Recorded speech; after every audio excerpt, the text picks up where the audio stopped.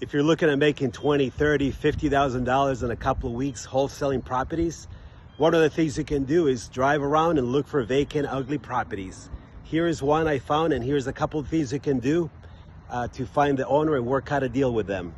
Look at the mail, see who's getting mail on that property, and see if you can reach whoever owns it and try to work out a deal.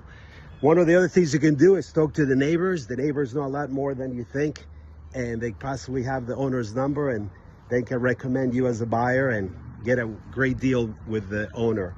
The other thing you can do is put a door hanger, a flyer, a postcard, some kind of business card on the door. In this case, I like door hangers because if you're driving around, you can kind of see the door hanger from the road. And if you come back in a few weeks or a few months to the area, to the property, you can see that no one's been to the house. So if you guys want to make $20, $40, $60,000 on a quick wholesale deal, find houses like this one, work out a deal with the owner and sell it and make a lot of money.